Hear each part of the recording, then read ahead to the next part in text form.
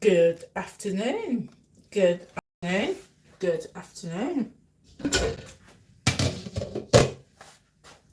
I always say things twice. I always say good morning, good morning, good morning, or hello, hello, hello, or good afternoon, good afternoon, good afternoon. Oh.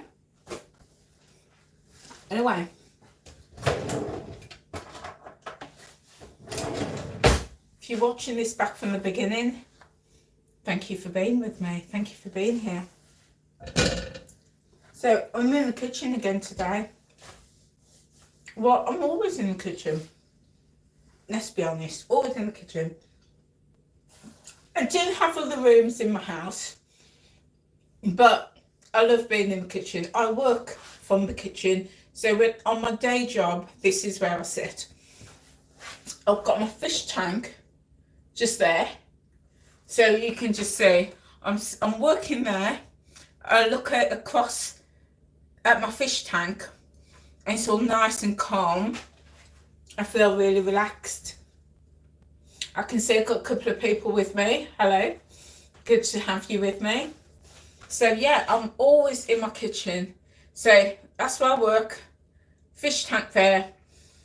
And if I'm not there, I'm usually here, cooking, planning, prepping, dancing around. It's a great dance space in the kitchen. And some days it's like the evenings before I actually get into the living room to sit down. I do have another fish tank in the living room, and it's just soothing and relaxing. But thanks for being with me today, guys. If you've been with me on a live before, I hope you've enjoyed it. So I'm going to be doing some meal prep today. I'm sorry, I'm just finishing a toffee. You know me and toffees, I love toffee. It's getting stuck there, so excuse me. I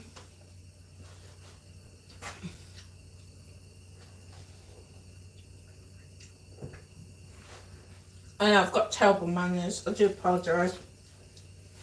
So, I'm going to do some meal prep today, guys.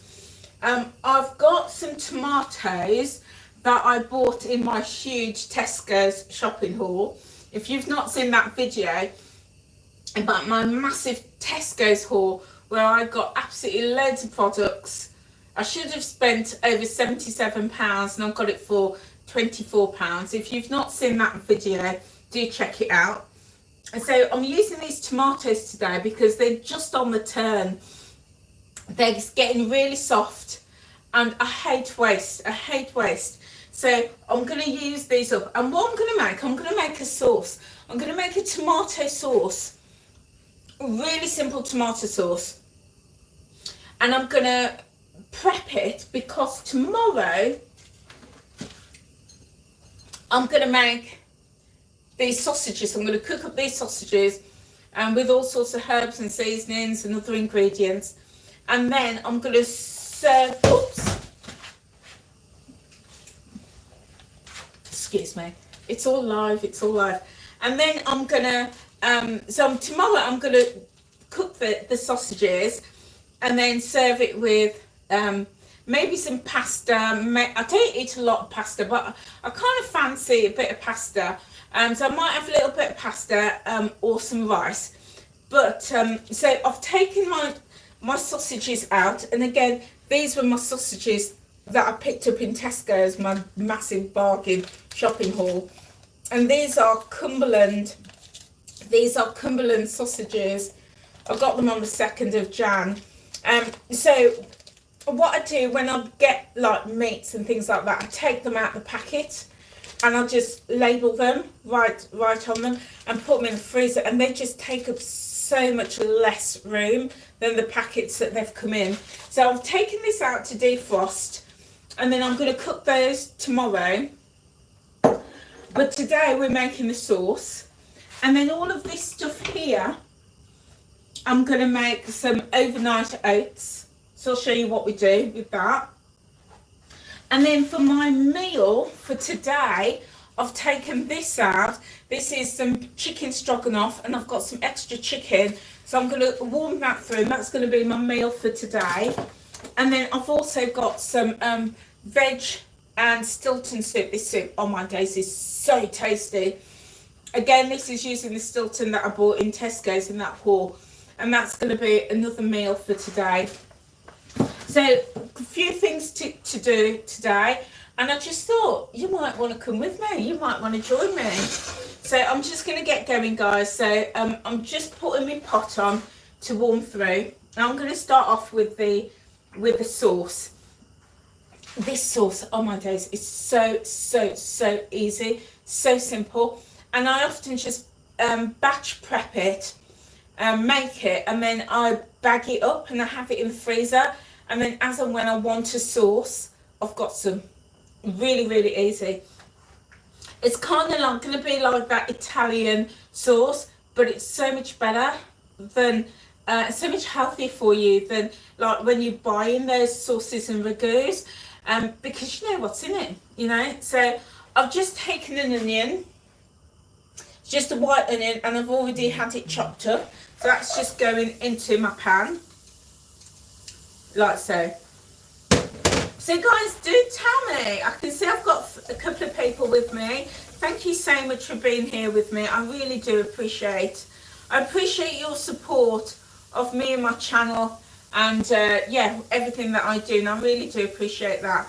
But I'd love to know, do let me know, do you batch prep? And do you batch cook?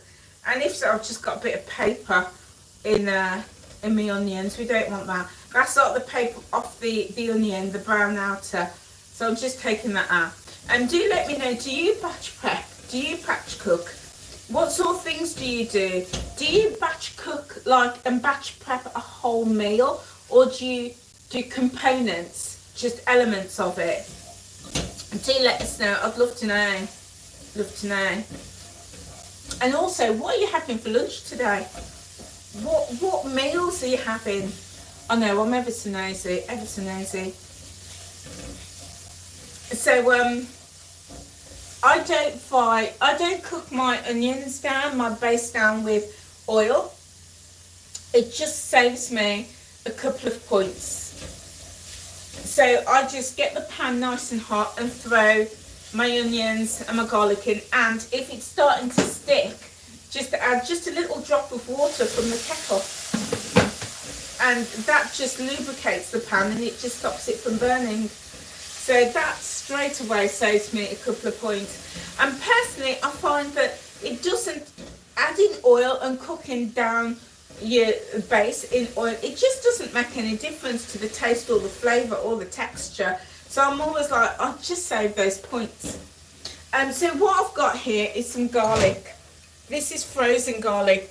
I love fresh garlic, but you know, the old hands are not working quite as good today. So I'm using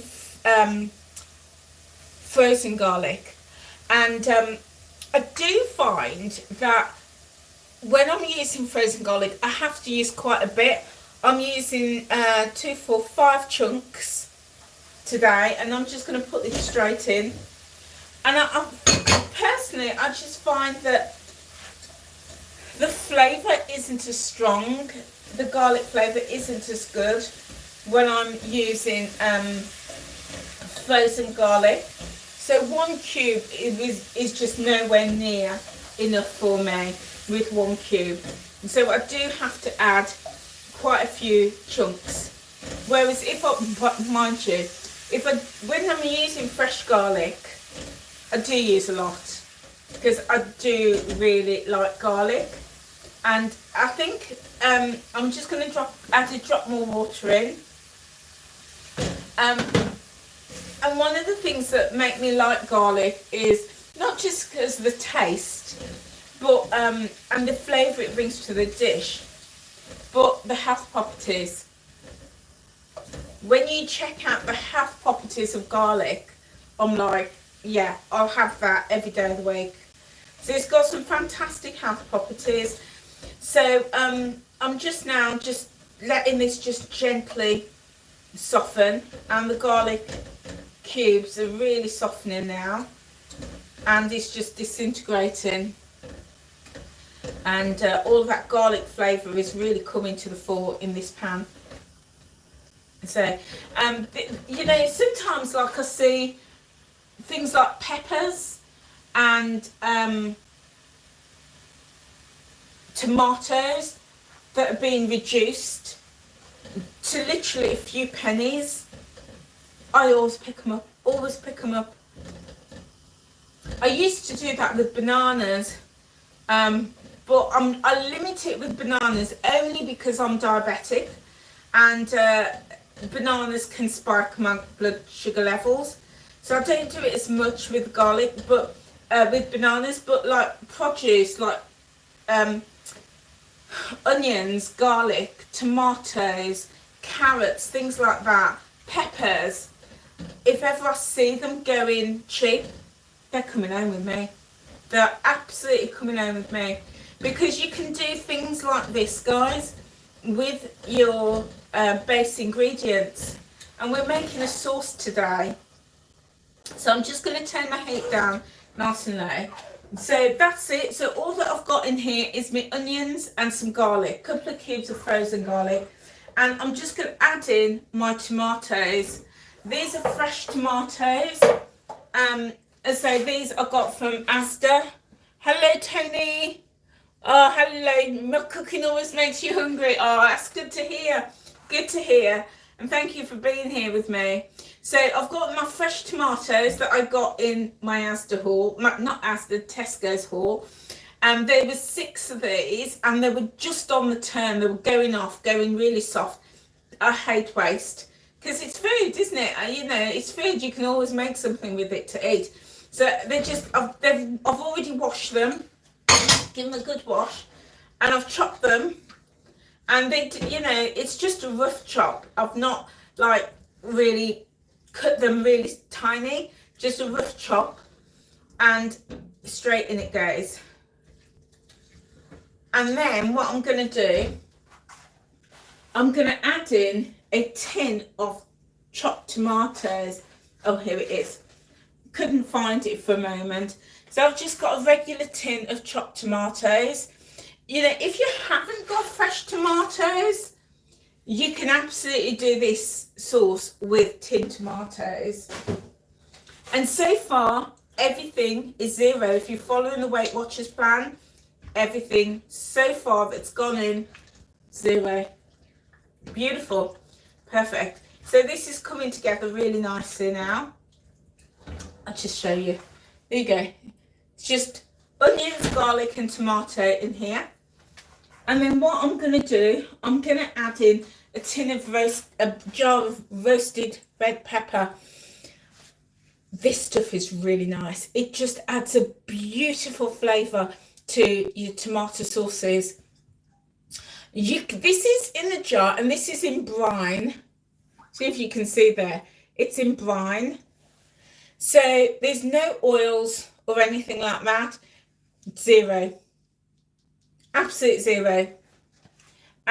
Do be careful though, because when some of these are in oil, you can get some of these that are in oil, and if they are, do point them, because it's going to be pointed, and they can be quite heavy in points. But I'm just draining it off, guys. So here we go. There we go. I've just drained it, and yeah. So do just double check that they're in brine. You can use them in oil if you want to, but it's going to be pointed. It's going to be quite a bit of points. So I'm just going to pull one out to show you. They're not the prettiest looking thing. Yeah, they're not pretty, but the flavour that they're going to add. And you're going to get all of this black stuff on it, which is where it's been roasted. And that is, all of that is really, really good. So I'm just going to get my knife, and I'm just going to chop it up just a little bit, because we don't want this huge chunk of pepper being in there. We want it all to break up. So that's going to go straight in there. Now, if you don't want to use a jar, I bought this at Christmas because I was going to do this this sauce at Christmas, but I just didn't get a chance, you know. So that's why I'm making it now. But if you don't want to use, and that's why I was saying, guys, if whenever I see like peppers going cheap, which they always, the supermarkets always have them because they're just trying to get rid of them because, you know, their shelf life and also they get a bit bruised. Then what I like to do is just roast them off myself. Just roast them. Just give them a good wash and pop them on a baking sheet and put them in the oven and just roast them. And then just chop them up like I'm doing now and put them in your dish. And it's going to make the most delicious sauce. It really, really is. They also do, I have bought these before, and it's like the jar of peppers, and it's marinated in garlic, and that's really nice too. Really nice. I've got a little, just a tiny little bit of the brine, and this isn't oil, it's just brine, salt water. I'm just going to add that in, just for that extra little bit of flavour. So all of that's going to go in the bin, and we're just going to give this all a good stir. Oh, and look at this. This is looking so good. This is looking really, really good. I'll just show you. There we go. Look at that. That is going to be the most delicious sauce ever. And then one last ingredient, passata. Add in a jar of passata just to help spread all of that ingredient and to make it go a bit further, and having more liquid, because of course we don't want it to dry out, and it is of course a tomato based sauce, so we want to add more tomato ingredients in this. So there we go, and everything in here is zero. This is going to be, I always like to just put a bit of water in just to swill it. Don't like waste at all. So just going to swill it, and there you go. And here we go. Absolutely delicious pot of tomato. So just to recap, I've got a whole onion that I've just fried off, dry fried it. I've added in some garlic. If I was using fresh garlic, it would have been about 3 cloves, but I've added in 5 cloves of frozen garlic. I've added in 6 chopped fresh tomatoes, a jar of roasted peppers, but fresh peppers would do as well if you roasted it, a tin of chopped tomato and a tin of passata. So everything in here is zero. Now we're going to season it. This is where we're going to add in all of that flavour, all of that good stuff with our flavourings. So starting off with some salt. I'm going to add in a good teaspoon of salt. Go a little bit less or a little bit more, whatever you prefer. And I'm also going to add in some black pepper as well. And I'm going to put in about half a teaspoon. And it's always best to go a bit under, because you can always add. To it. I'm putting in my essential all-purpose seasoning. Always cook with this. This has got, let's see what it's got in. It's got salt, pepper, coriander, chili, onion, pepper, garlic, nutmeg, and pimento. It's got all of that in. Oh, it smells amazing. It smells so good. And I'm going to add in a good teaspoon of this straight in. I'm going to add in tomato calls for oregano, or the English call it oregano, but Americans call it oregano. So either, I'm going to put in a good, in fact, 2 teaspoons of this. We like that herby flavour coming through. And also basil. What is a tomato sauce without basil, I ask you? What is it without it? So I'm going to again put in 2 teaspoons. And I'm also going to just put in a little pinch of chilli. Just a little bit of chilli flakes. Maybe about half a teaspoon of chilli flakes, just to give it that oomph. Yeah? I like my food with oomph. Indeed. So I'm going to give this all a good stir. And oh my days, what can I say? It just smells divine. Smells absolutely divine. And that is how I make my tomato sauce. And I'm just going to leave this to cook down. And I'm going to leave it for about a good hour on a really low heat. And let it all bubble away, cook down, infuse. Absolutely delicious.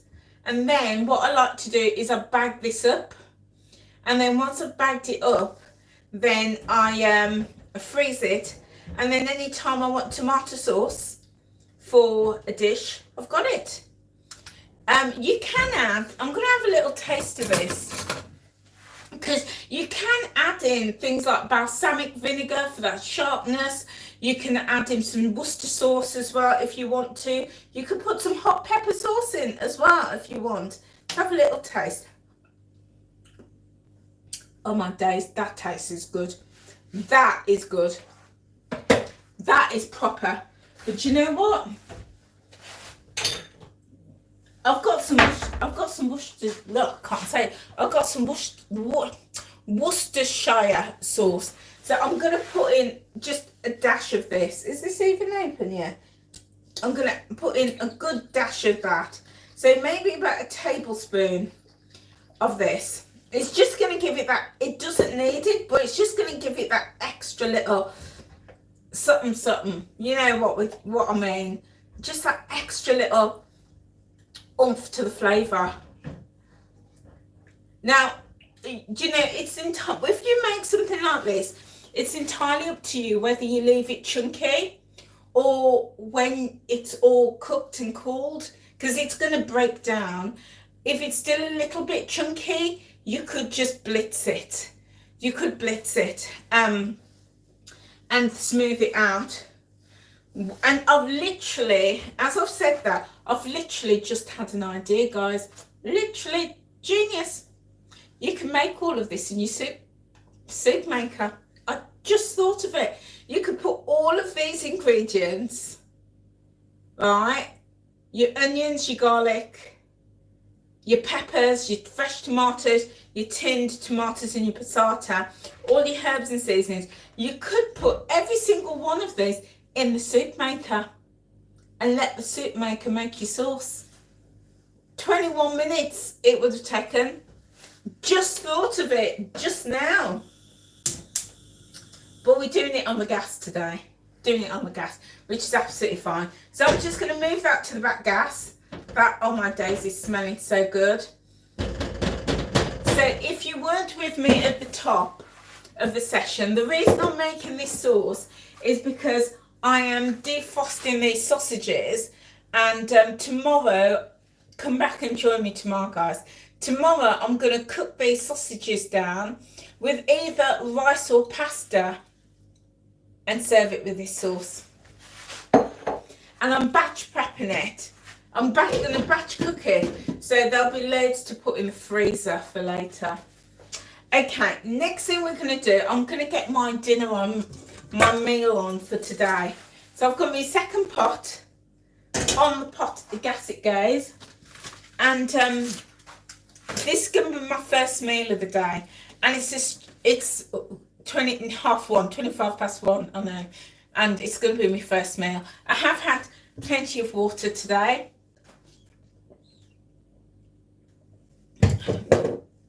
Not hungry at all, but I know I have to eat. So chicken stroganoff It's been out of the freezer for about an hour, so it's softened a little bit. So I'm just going to drop it straight in my pan. Guys, these, you know, I rave about these bags. These bags, food bags, are fabulous. These are reusable freezer bags. Reusable bag. I mean, you can use them in your cupboards or for other things, but you know, I love them for the freezer. I'll get these from Amazon. I will drop a link below. Oh my days, these are so good. I've been using them for a few months now. They're fantastic. They come in different sizes. So this is the smallest size. Then there's this size, and then there's another size, which is the orange one. Let me just show you.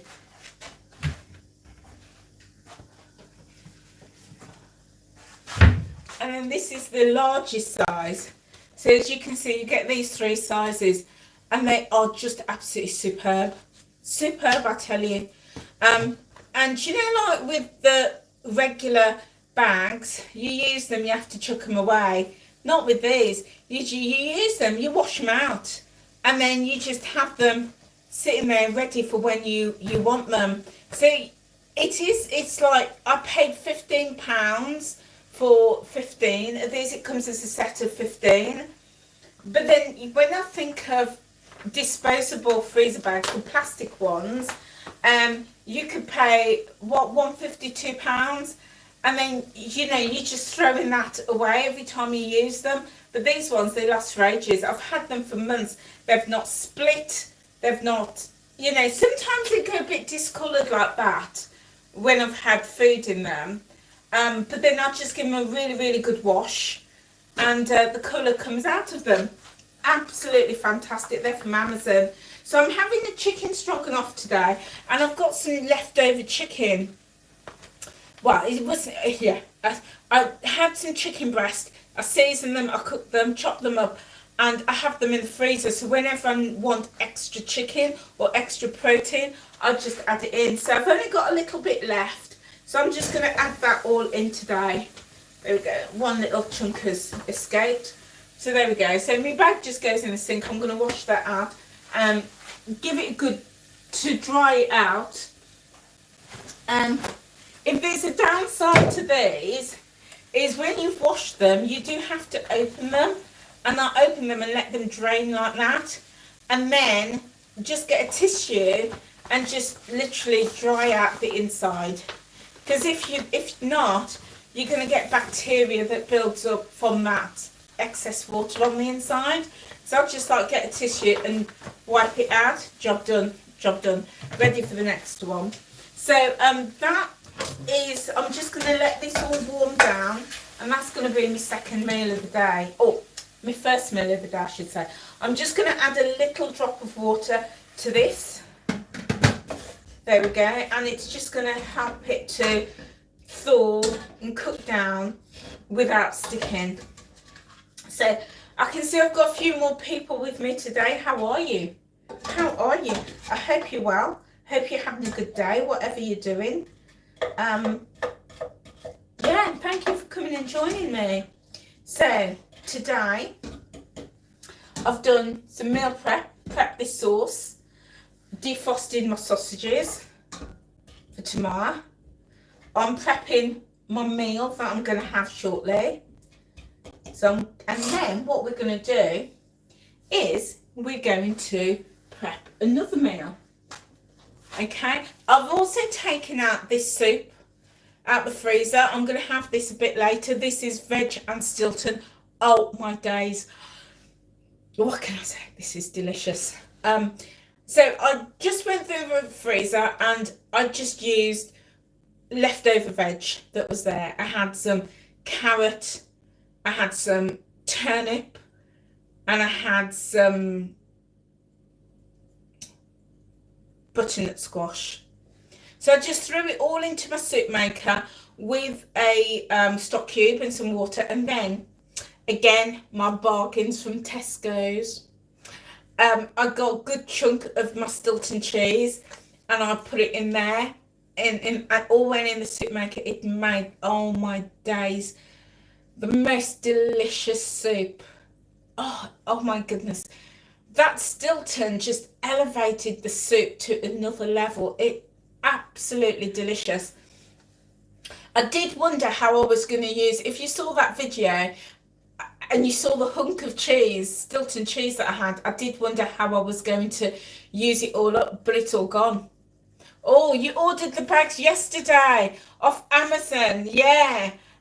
You sorry, it goes really quickly off the screen. I'm really pleased. You are gonna love them. You're gonna love them.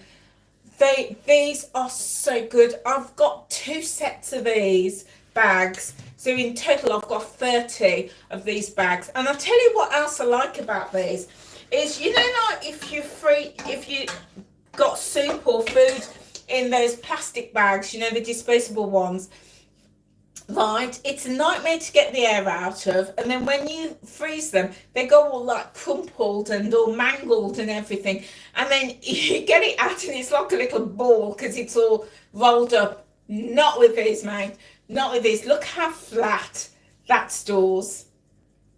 Yeah, these will store flat, so that means you can pile them up. I also got the labels. Let me just show you the labels.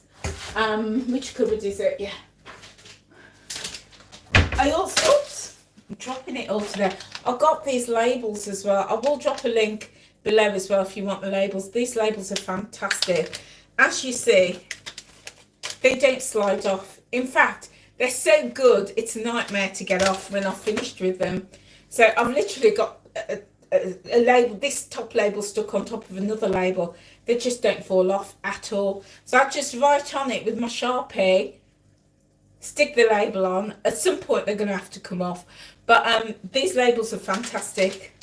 Really, really, really good freezer labels. So this is my soup that I'm going to have a little bit later as well, towards the end of the day. This is me veg and Stilton soup. If you haven't got a soup maker, why not? I tell you, it's the soup maker is the best gadget I've ever invested in. I love the air fryer. I love my food mixers. I even love my Ninja food processor. But my soup maker is the single thing that I probably use the most, and that has really made a difference to me on my journey. It saves me so much money, because if I've got like leftover veggies, I just chuck them in the soup maker. And you know, with my soup, I don't care what combination it is. I ain't fussed. If it's a vegetable, it's going in there. And I just add a stock cube. I've always got veggie stock cubes. Add some water, put some seasoning in, job done. Always got it. So at the moment, I've probably got about 10 bags of soups in the freezer, but I am getting through them because this weather, I love a soup. It's hearty, it's warming. I'm getting that veggies in, I'm getting that fibre in, getting all those nutrients. I love my soup maker, absolutely love it. So that's what I'm going to have a bit later. So I'll put that there to defrost. I'm just warming this through. This is going to be my lunch. So this was the leftover of my chicken stroganoff, and there's not a lot in this pack, and that's why I added the chicken, the extra chicken, because there's not a lot of it. But you know me, I hate waste. So even if it's just a tiny little bit left over, if I haven't eaten it, I'm saving it, and I'm going to find a way to just bulk it out. So that's why I've bulked it out with the chicken. Okay, so whilst that's doing, right, I'm going to move this to the back gas as well, just so I've got that little extra bit of room to show you what I'm doing. So how are you? I hope you're well. I hope you're well, and I hope you're doing okay. I haven't got a lid for that second pot, so I'm going to put a plate. I'm going to put a plate over it. I have seen on Amazon, I do need to order me some, those like silicone molds. And so if you haven't got a pot, you just drag the silicone mold over it, and it acts as a lid, and it will work with different shapes and different sizes of pots to create that lid. So I do need to order some of those in, because the only pot I've got a lid for is this one. I don't know where all my lids have gone. They've just disappeared. Okay, so that's my sauce being prepped. My lunch is on. My soup and my sausages are defrosting. And now I'm going to prep some overnight oats. Do you know what? I love to prep my food, especially on days like today where I did some work this morning. I was at work this morning. I've got the rest of the day, and then I'm back at work at 5:30 and then at 7:30. So on days like today, and also days like tomorrow, Friday, where I'm only working in the morning, I like to spend that time doing my prep, especially now that the weather is so cold. I ain't going out there, so I like then to do my prep, and then that way I've got plenty of food in the freezer, plenty of food in the fridge. I've always got something to eat, and it just saves me from having to cook every single day. So what I'm going to be using today, guys, is this is my this is my kefir yogurt. So if I love kvarg yogurt, the Lindhall kvarg yogurt. It's got 15 grams of protein per pot, but I've switched into this, the kefir, only because this is much better for gut health. It's got it's fermented, so it really supports gut health. It's got 25 grams of natural protein in it. This pot is a 250 gram pot, so this is, I would never eat a pot as big as this. 250 grams, it's just way too much for me, so I would always have half. And the kvarg yogurts are 150 grams, which is a more, you know, I can eat a pot of kvarg, but 250 grams is too much for me in a portion. This whole pot is 4 points on the Weight Watchers plan, 4 points.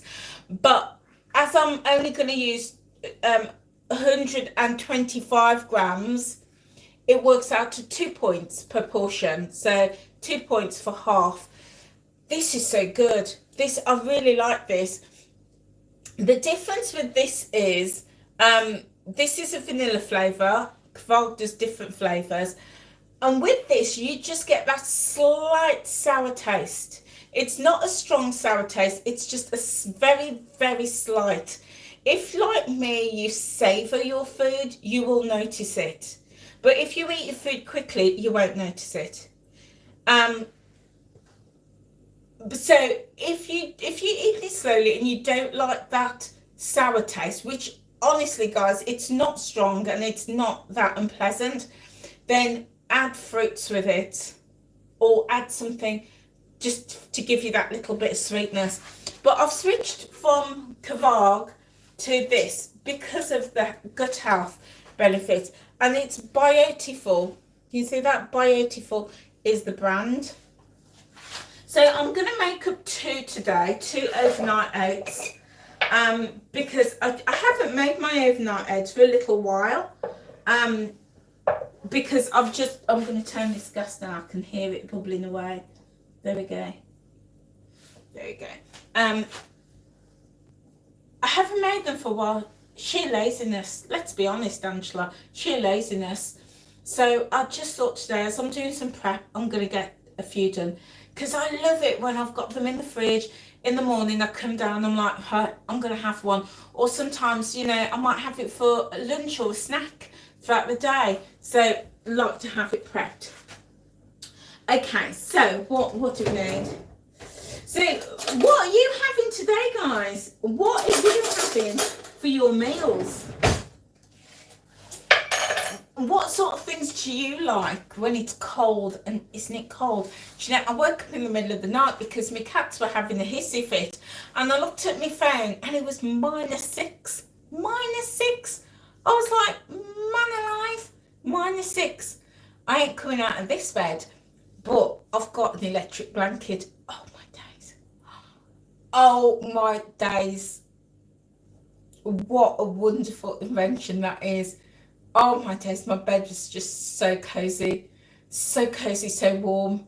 And it really helps with my joints, with my toes, the arthritis in my toes and the hips and the knees. It really helps because it is just so warming. I love it, love it. So yeah, and the cats love it too.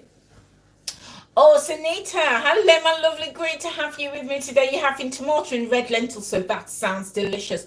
And sourdough, oh, that sounds really lovely, really hearty and warming. That sounds yummy.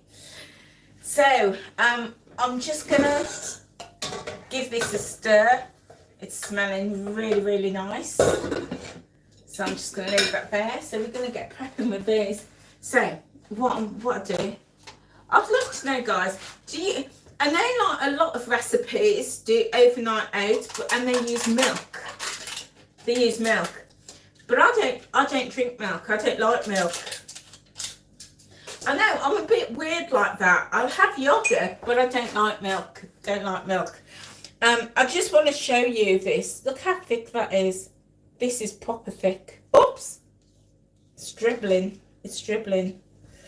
This is proper thick. I'm going to give it a stir. This is so thick and really creamy. And do you know what? It might even be a little bit too thick for a lot of people for overnight oats. But I like it thick like this. Absolutely delicious. It just smells like yogurt. It doesn't smell, you know, offensive at all. So when I do my overnight oats, I always like to get a little dollop and put on the bottom, because that means that the oats are going to soak up some of that moisture, because there's nothing worse for me than getting to the bottom of a jar of overnight oats and it's dry. I hate it. So I always like to have a layer of yogurt on the bottom. And these jars, I will just say, I get from IKEA. Let me just show you it properly. It comes like this. So you have your lid. So if you're making something, it's all nice and sealed. Okay, you can take the lid off, and then you get this little extra pot, which is fantastic. So sometimes if I'm using fruits or chocolate or frozen berries, I put it in this little pot so it's not mixing and making the overnight ingredients soggy. Okay, so you can either pop it in like that, close it up, or you could just leave it out without the inner, close it up. Either way, I love these jars. Oh my days, I bought several different jars from B&M and Home Bargains and Amazon, all sort of places. These from IKEA, love them. I ended up buying 6 of these altogether. They're not cheap. They're £4 each, but they're really solid glass, really proper solid. I love them. So that's if you wanted to know where I got them from. I thought I'd just let you know that quickly. So just get organised, and then so what I'm going to do now, I've got quite a few ingredients, and I'll just explain to you what they are as we go along. So always have my oats. And did you know, guys, I was reading something the other day, and it said that, if you buy oats are cheap. You can get a big bag of like Quaker's oats or Scottish oats. It's really affordable. But I was reading something, and it said, and do you know what? Do your own research. Go with what works for you. I'm not giving you any advice. I'm not professional. I'm not a doctor, a nutritionist, a dietitian, a scientist. you make your own decisions, and this, everything I share on this channel, it's for entertainment purposes only. Okay, so that being said, I saw on I was reading an article, and it said be careful if you're using cheap oats, because what happens is they are sprayed with pesticides, because that then makes it cheaper, because it's just a huge big spray over everything. So that's why it's cheaper. The labour doesn't go into preparing and looking after the oats separately. So it said that, you know, that's why they're cheap, because you know, they're able to do this mass spray with pesticides. Whereas if you can go for, your budget can go stretch to organic oats, it's so much better for you, because they're grown and produced without any pesticides. And I just thought interesting. So wherever I can, I go for organic oats. And it's interesting because I haven't got anything to compare it to, but there is a slight difference in colour between organic, these are organic oats, and you can see they are, I don't know if you can see, but they are more yellow in colour, whereas non-organic oats tend to be whiter and creamier in colour. I just found it interesting, fact or fiction, I don't know, but I just thought, for me, anything that means that I'm having less pesticides and less chemicals in my body, I'm up for it. So I take a spoonful of oats, and I'll just layer it on the bottom, and I want it like, I just put one spoonful and I just sprinkle it on the bottom. You will notice, guys, I don't weigh. I'm not weighing or measuring anything. I'm not doing that. If you were with me the other day, I explained the reason I'm not weighing or measuring is because, and that's not everything, I do weigh and measure some things,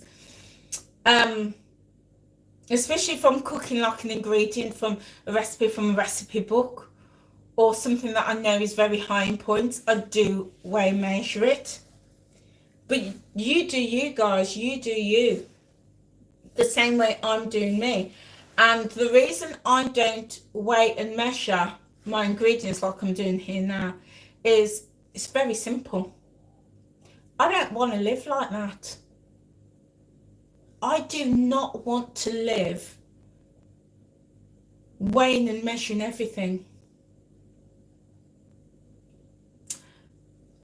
Also, my scales are busted and I've ordered some new ones as well. That's the other reason. But generally, I don't, you know, I spent 5 years, best part of 5 years, weighing, measuring, tracking everything, getting to know the portion sizes and the foods that work for me and my body. And that has helped me to lose 114 pounds. I don't know if I've ever told you this, guys. I don't know if I've ever told you. I don't think I have. I don't mention it at all very often these days. But I've lost 114 pounds. Don't know if I've mentioned it. I will never stop saying how much weight I've lost, because I'm so proud of myself. So proud. Never ever thought I could lose weight. But I've lost 114 pounds to date. I've come down from a size 26 at my max to now between a 10, 12 and a 14, depending on what the outfit is, the style, the fabric, etc. Yeah, 10 to 14. Between a 10 and a 14. But for the first 5 years, when I rejoined my Weight Watchers, I spent a lot of time educating myself on the foods and the portions that work for me. And you have to do you. And if you are new on your journey, I would absolutely say you've got to track. Definitely. Well, not that you have to track. I would encourage you to track. I would really encourage you to track, so you know what foods work for you and your body, What foods are going to bloat you? Thank you, my lovely. Thank you. Thank you, Gina. Yeah, you should get to know what foods work for you, what foods work for your body. I know that there's certain things that I eat that's going to bloat me. It's going to bloat me and it's going to give me a really painful tummy. Certain foods are going to make me really constipated. Some things are going to affect my sleep. Like if I drink alcohol or if I eat late at night, it's going to really affect my sleep. I know the portions that's going to keep me satisfied and keep me full. I know the foods that are going to... Thank you. Oh, you want to get a stone off, Tony? And you will, my lovely. You absolutely will do it. You will. And I know the foods that's going to keep me awake at night. The foods that's going to give me indigestion. I know the food that is going to cause me inflammation. I know the foods that is going to make me feel full and satisfied. The foods that's going to give me the energy. And I spent 5 years learning about that. It wasn't just about tracking to stay within my points. It was learning the foods so that I could educate myself. So when I did track, and I could track, and you'll know I've really struggled with tracking for the past 5 years, but I was doing it when I could to understand what was working for me. And along the way, that has helped me to lose 114 pounds and 8 stones 2 pounds. So I would encourage you to track, especially when you're on your journey. But did you know what, and I was sharing this with a couple of people last week, did you know the Weight Watchers actually say on their website that when you know what foods work for you and what foods help you to get to goal, it's a myth that you have to track forever. You don't have to track forever. Track if you want to, but you don't have to do it. They say that on their website. And I, in September, decided I'm not going to track anymore. I didn't want to track. Tracking was a burden. It was hard work. It was just like uncomfortable for me. It was like I'm right-handed, and it was like we're constantly using my left hand. I didn't enjoy it, and I found it a burden. So in September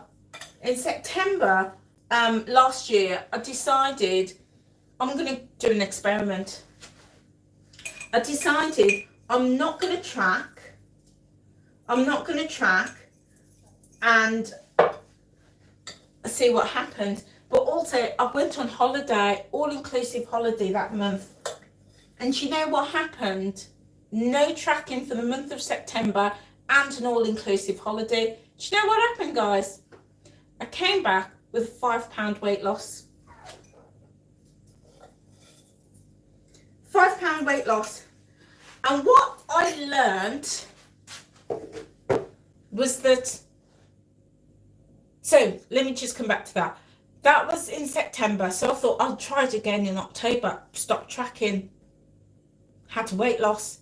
Tracked in November, had weight loss. Didn't track, no tracking in those months. Didn't track in December, in the month of Christmas, when I'm out having fun, going for loads of meals, having loads of drink. Guess what happened? 2 pound weight loss. And what I learned, and I was sharing this with somebody yesterday, is that tracking has taught me, your own initiative to manage your portions. What I learned was that in all those months and days and weeks and everything that I was tracking, I was building my knowledge about me. And then there came a point where I had to use that knowledge and that information, and I had to grow into my own skin. I had to become confident. I had to believe in myself. And I had to believe that what I'd learned about me, Yeah, you don't track but still weigh your pasta. And yeah, do you know what? There's some things that I still weigh. There's still some things that I weigh. I like this pot of sauce. I know everything in here is 0. I know that because that's what tracking and the Weight Watchers plan has taught me. So I know everything in here is healthy. So, you know, I have learned that tracking is a tool, just like using my soup maker is a tool. Doesn't mean I have to use it every single day. It's a tool. Let me just carry on with this, guys. What I've done now, so I've got a layer of my yogurt, and the whole pot, when I do it, will be 4 points. So it's going to be 2 points of yogurt in each pot. I've put a layer of oats and a layer of mixed seeds, and these seeds are pumpkin seeds, flax seeds, and sunflower seeds. No, sorry, yeah, there is sunflower in there. Sunflower and pumpkin. So again, protein, fibre, and fats as well, healthy fats. So, you know, so I learned on my journey that tracking had taught me about me. What foods work for me, what foods are not going to work for me, what foods are going to make me feel good and what foods don't make me feel good. So I learned that. And then I had to go on also on the journey to learn about my portion sizes. And, you know, Weight Watchers had a topic a few months ago, and I found it really interesting. I found the topic interesting because the topic was about finding the right portion size for you. And it said to eat till you're satisfied. And whilst there was an element of that I totally agreed with, this is my lunch, guys. That's my first meal of the day.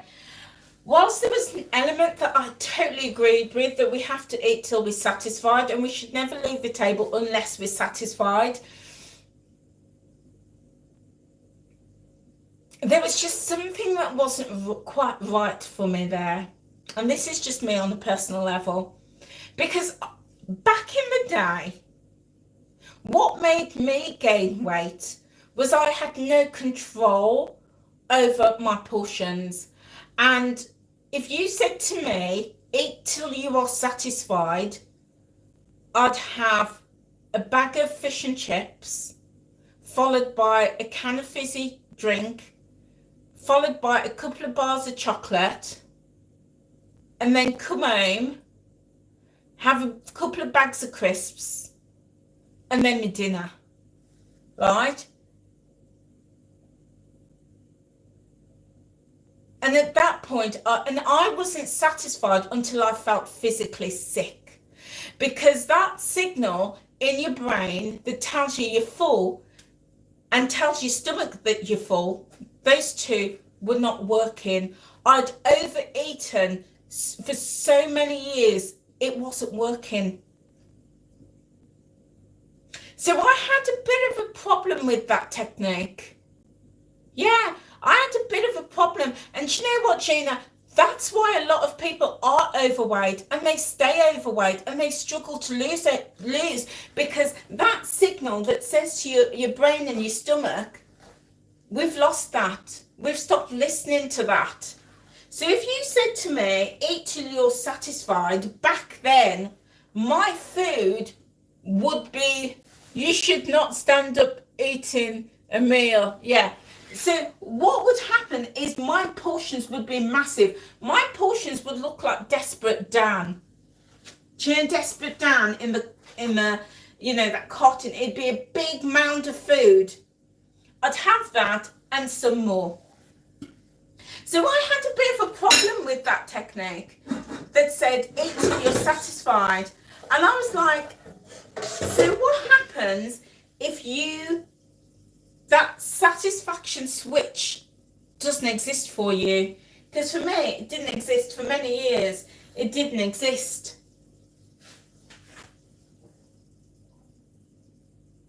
So that technique didn't quite hit home for me.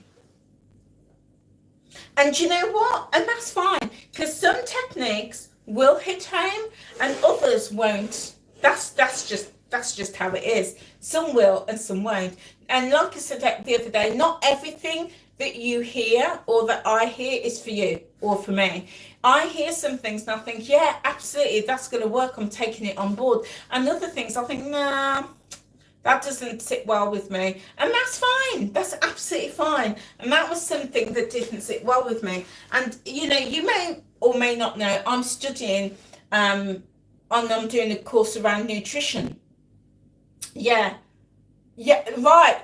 Julie, you never feel full. Right. So, I'm doing a course around nutrition, and I'm around nutritionists and dietitians.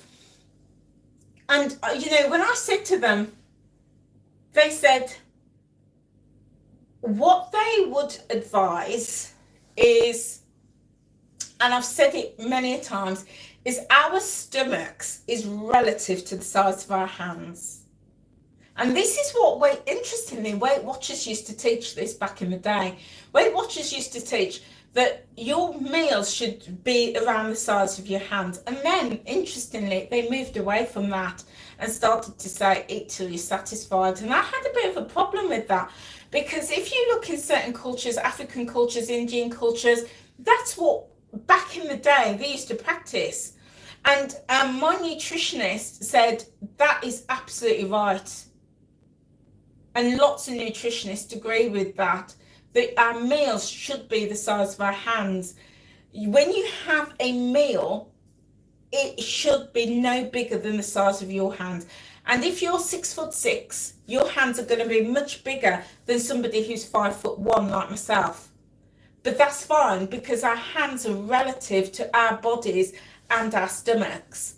So that was something that I started practicing. I was like, yeah, I hear what Weight Watchers is saying, eat till you're satisfied, but in my case, desperate down having triple portions, and then I'm satisfied, and then I want to throw up. So I was like, no, that's not going to work for me. So I started following the advice from the nutritionist and the people I was, working with, and that made a massive difference to me. My meals are no bigger than the size of my hands. But then the problem came because I was always overeating. What I started to do, which is again a technique that WW definitely does support, is I started eating really slowly. And if you've ever been around me or ever seen me eat, you're like, why are you eating so slowly? That's because what I've been taught. I eat really slowly, and then that size, my meal the size of my hand, either two things happen. Either it's sufficient and I feel satisfied, or it's too much food. And then when I try to finish it, that I listen into that stomach head signal and I stop eating. And that is another thing that has helped me to just drop so much weight. As well, other things like increasing the quality of my food, but use your hand, guys. Use your hand. Your food should be the size of your hand. And that comes straight from a huge community of nutritionists and dietitians. So I just found that really interesting.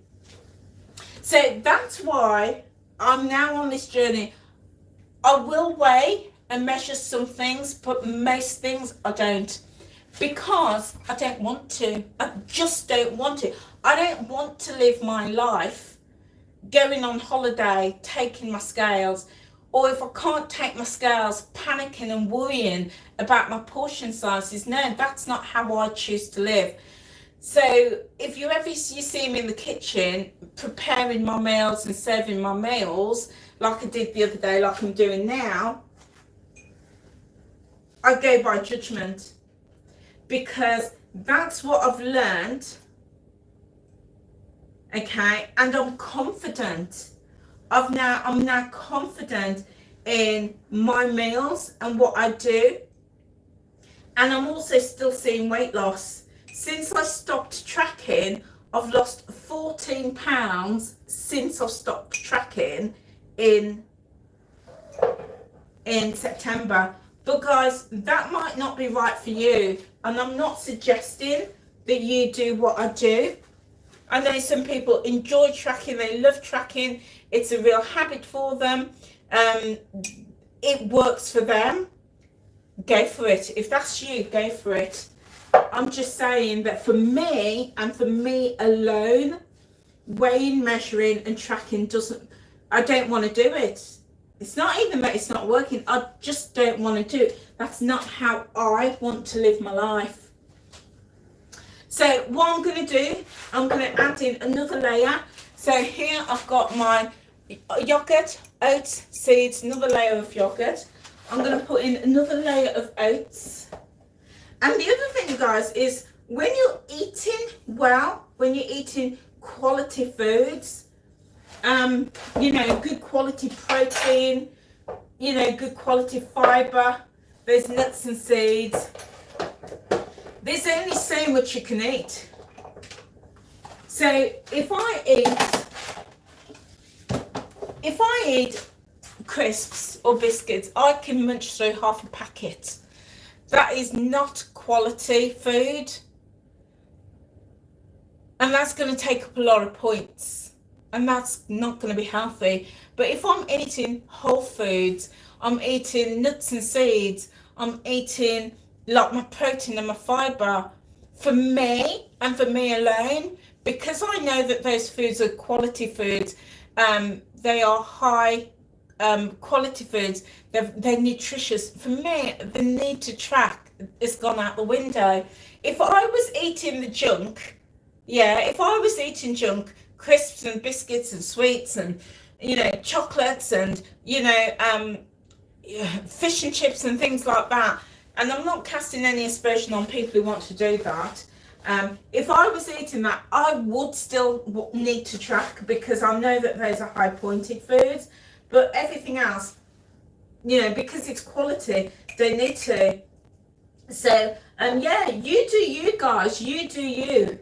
So what I'm doing now is I'm adding in just a spoonful of raisins, just for that sweetness, just a little pinch of that. I'm also going to add in some mixed nuts. So what I do with my nuts, I buy my nuts like this, and then I'll just put them in the bag and I break them up, I smash them up. I did that just before I came on here. So they're like that. And then it's brilliant for putting in here. So I'm just going to put like about half a spoonful in, because I just want that texture, I want that crunch, and I also want all of that goodness in there as well. So just a little bit in there. And then I'm going to add in some more goodness. Going to add in some flax seeds, golden flax seeds. Oh my days, these are such a powerhouse, this food, absolute powerhouse. So I'm going to put in about half a tablespoon, sprinkle that all in. And I don't know about you guys, but I've found that when I eat well, I feel so much better, and I feel full, I feel content, I feel satisfied. And there's no room then for all of those higher pointed snacks and things like that, you know. So, you know, it swings and roundabouts, it swings and roundabouts. So what I'm going to also do is add in my favourite, chia seeds. Chia seeds, this is where it's at, guys. Chia seeds are an absolute cracking powerhouse. So I'm putting about half a tablespoon in. When you're eating lots of fibre, you need to drink plenty of water. Your chia seeds are fibre, so drink plenty of water. Just keeps everything working as it should. And then I'm going to put my last dollop of yogurt in here, like so. So yeah, do what what you do you know what I would say to you? If you're new on your journey, spend a lot of time finding out what are the foods that work for you. Track them. Be religious at tracking. Get that information. Get that information that's going to work for you. Yeah? Don't just track mindlessly. Track the foods and find out what's going to actually work for you. What's working for you. What foods make you feel good about yourself? Yeah? What foods make you feel energized? What foods, you know, cause you bloating? What foods make you feel poorly? Make a note of those and lean into what makes you feel good and steer away from what doesn't make you feel good. And get that data, get that information and use it as an education tool. Educate yourself. Don't do something, you know. And it's interesting, people say tracking's become a habit, and if that's you, great for you, tracking's become a habit. For me, tracking never became a habit. Tracking became an educational tool for me. The habit was eating healthy foods that's going to sustain weight loss. That's the habit. Tracking was never a habit for me. And I just find it interesting when people say tracking's become the habit for them. And I want to ask them, well, how does that work?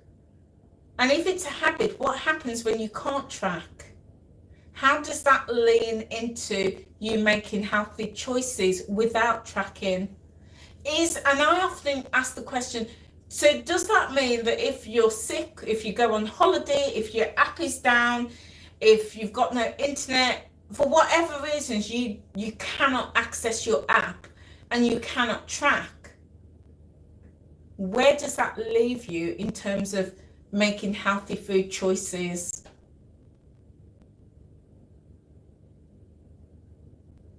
And I often hear people in my community say they've been on holiday or they've not been able to track and they come back and they've gained weight. And I always find that interesting. I'm like, so all of that tracking, what have you learned about food, about yourself, about your body, about your portion sizes, about how you eat, if you gain weight the minute you stop tracking? I always, and I'm not casting any aspersions, that's just an observation. And I think that's because tracking becomes the habit.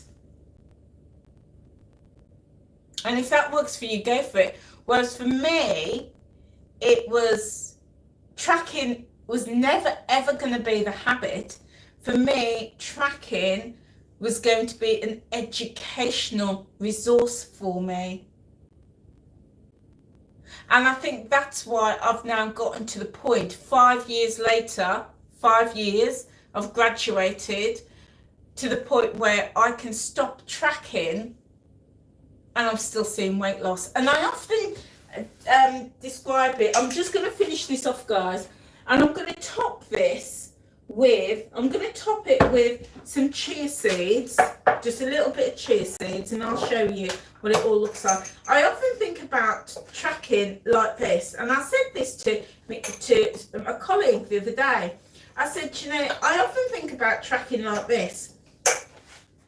When you think of a baby, I'm going to top it with some golden flax seeds as well. When you think of a baby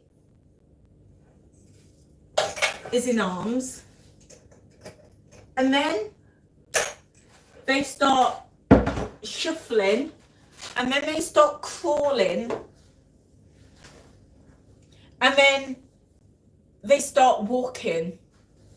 Hello, Frugal Mama, lovely to have you with us today again. Great to have you. So yeah, a baby starts off in arms, then they start shuffling, then they start crawling, and then they start walking. And we might even at some point put them in the push chair, and we're pushing them. And then they get to a point where they don't need the push chair anymore. They're no longer crawling, they're no longer shuffling, they don't no longer need the stroller or the push chair. And I often see the weight loss journey like that.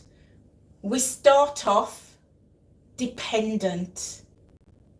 Like that baby, we start off dependent, and we need that help to learn what works for us on the journey. And then we start to get a bit more independent. We start shuffling, we start walking, or crawling, walking.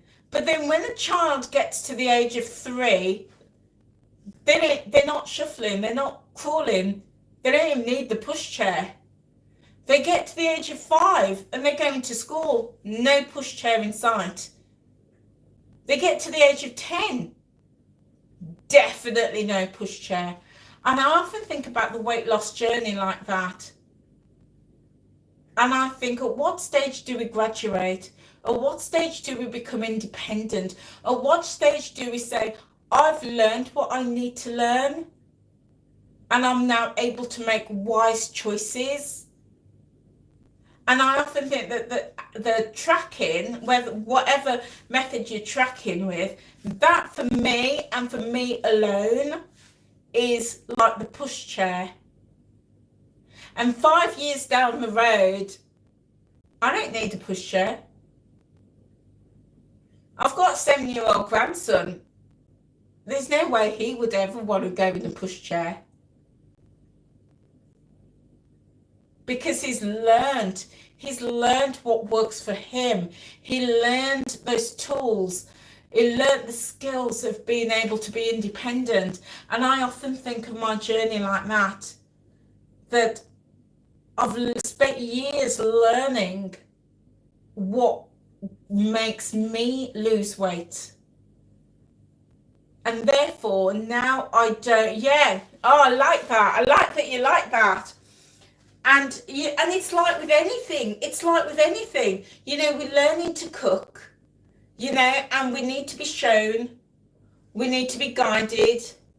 And then at some point, we're let loose on our own.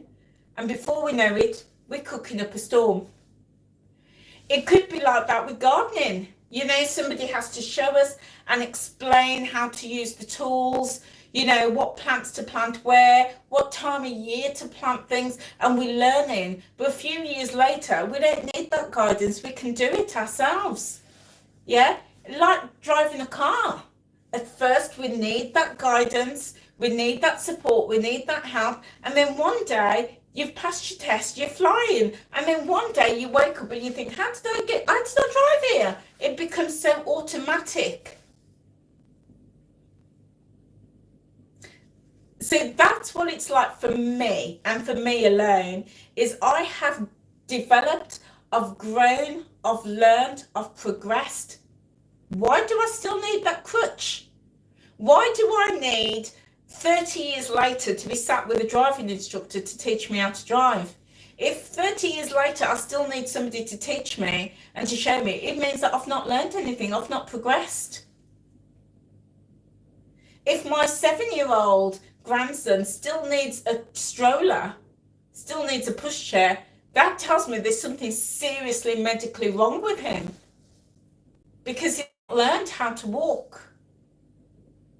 So why then would I still need to use an app to tell me what is a healthy meal, healthy food, and healthy portions to help me lose weight? It's interesting. And guys, as I say, if tracking is your thing, keep doing it. You know, this channel and what I say here is purely for entertainment purposes. I'm not telling you what to do. You know, you make your own choices. But that's just my analogy. And that's why, as I say, I'm not tracking. And and I don't weigh or measure my portions because I've graduated. I know what works for me. However, that being said, if there was a month where I got on the scale and I had to gain, and by gain I mean like 2 or 3 pounds, then I would definitely go back and track and see what's happening. I'd go back to weighing and measuring and see where I need to sharpen up. So I'm not saying I would never ever track, but I'm living in my own confidence. I've grown. So yeah, it's interesting.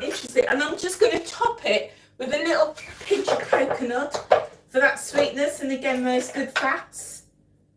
Just a little pinch, about half a teaspoon.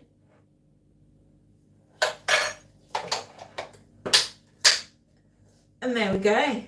Let me just wipe the lid of this. This kitchen smells so good. It smells divine.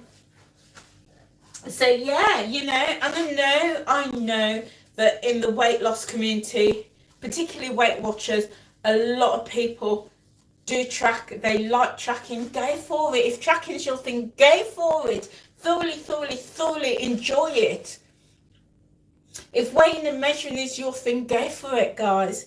But I'm just sharing that that's not where I'm at. So if you see me cooking and prepping like this, you'll see that I don't weigh.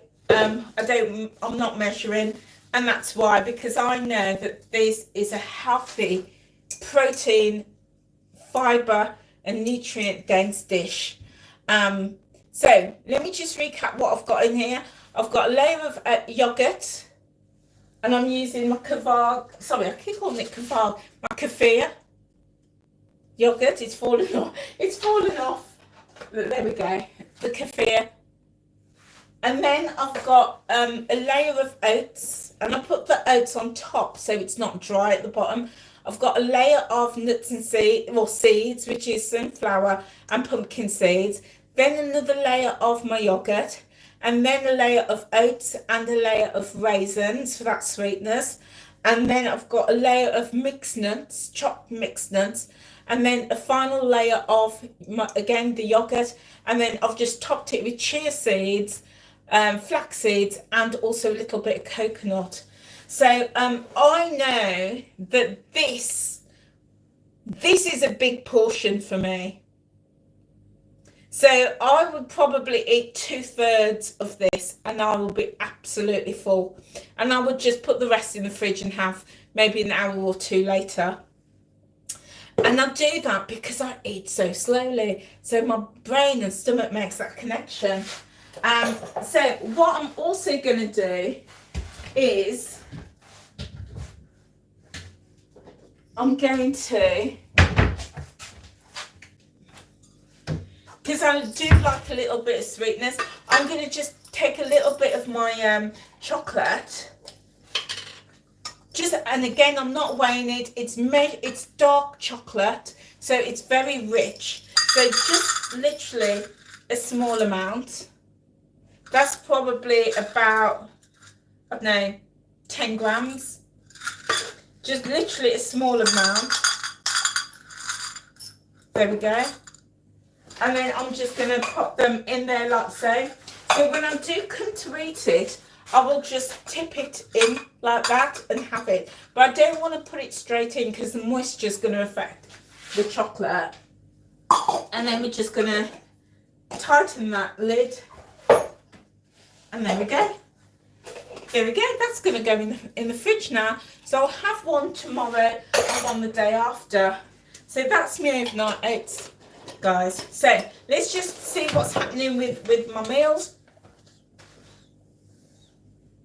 So in this pot, I was making a sauce. Oh my days. Oh, delicious, absolutely delicious. I'm making a sauce. This is 0 points, this sauce. It's got in fresh onions, frozen garlic. You could use fresh garlics as well if you want. It's got fresh tomatoes. It's got in a tin of chopped tomatoes, a tin of passata, also some roasted red peppers that were in brine, and I've just seasoned it with salt, pepper, oregano, basil, chili flakes, and all-purpose seasoning. So I had some tomatoes that were going off, so I've cooked them down. And the reason I've cooked it is, one, I don't want it to waste, my tomatoes to waste.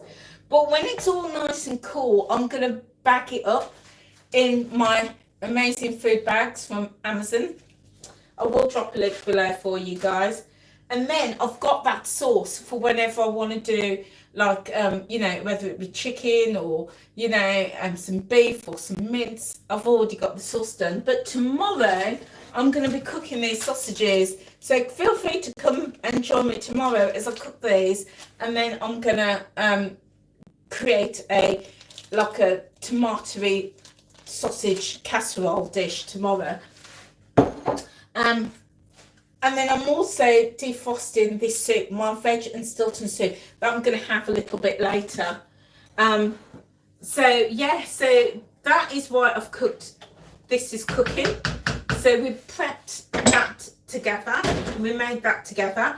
And then this, in this pot here, with a plate on, because I've got no lids. I need to sort that out. This is my chicken. It's not a huge amount. I'm just going to warm it through again. This is my chicken stroganoff, my chicken and mushroom stroganoff, and with some extra chicken that I'm going to have as my first meal. This is terrible. It's 2:30 and I'm going to have my first meal. But I'm just not hungry. I'm not hungry at all. But I know I need to eat. I know I need to eat. And that's the benefit, if you want to call it that. Some people may not see it as a benefit, but that is what intermittent fasting has done for me, and has helped me with on my weight loss journey. And you know what? People call it intermittent fasting. People call it, I close the kitchen at certain times, I open the kitchen. Call it whatever you want, guys, because sometimes the term intermittent fasting puts people off, and I get that. But, you know, that's what I call it. Maybe I need to rephrase that, because I know it puts people off. But I start eating usually at about 11:30, and I finish eating. My kitchen is closed at 7 o'clock at the absolute latest. And because I now stagger my meals, I'm just not hungry. It's 2:30. I haven't eaten a thing today, apart from a sweet. I did have chewy. But other than that, I'm not hungry. But I have to eat, because I know my body needs the nutrition. So I'm warming this through. This was frozen, and I'm going to have this in a moment as my first meal of the day. So let's just get a bowl and a plate. And I'm going to serve this up. My first meal. I'm looking forward to this. It smells, oh, it smells so good. It smells really, really nice. And there we go, guys. So, what are you having, guys? What are you having for your meals today? Do let me know. I'd love to know. And guys, if you're not in my Facebook group, feel free to join me there. It's Time Out with Angela, in brackets group. Feel free to join me. So here we go. If you if you're following the Weight Watchers plan, I know not everybody's following the Weight Watchers plan who is subscribed to me here or who's following me, but if you are, this recipe, the chicken stroganoff, is on the Weight Watchers app. Feel free to check it out. But if not, there's just loads of recipes on the internet for a chicken stroganoff. There's beef stroganoff as well, fish stroganoff, turkey stroganoff. There's all sorts of stroganoff dishes. Feel free just to check them out. So here we go, guys. This is my chicken stroganoff. I'm gonna have, it's got mushrooms in there, like mushrooms, onions, and chicken. It's got sour cream as well. So yeah, very, very delicious. Anyway, guys, thank you so much for being with me today. Thank you. I really appreciate it. I hope you enjoy our little chats. I hope you do. I hope you find it of value. If you do, just give the video a thumbs up. Feel free to share and leave a comment below. Let me know what your thoughts are. So what are you up to this afternoon? What are you up to? What am I up to? So when I've finished here, I'm going to go and clean. So I've got this new kitten. He's gorgeous. Oh my days, he's absolutely gorgeous. But he's learning the rules of the house. And he's not quite understood where his litter tray is. So he's had a few accidents on my rug, of all places. So it's just as well that I invested in a carpet washer, like a you know, to shampoo and wash the carpet. So I'm going to be vacuuming the rug, freshening it up and giving it a good clean this afternoon, and then giving the house a once over, and yeah, relaxing before I get back at work at 5:30 and then 7:30 this evening. So a bit of a relaxing day once I've done the cleaning. I might catch up on my soaps as well. Anyway, guys, whatever you are doing, do you know what? Sometimes I look at my face and I'm like, where's my face gone?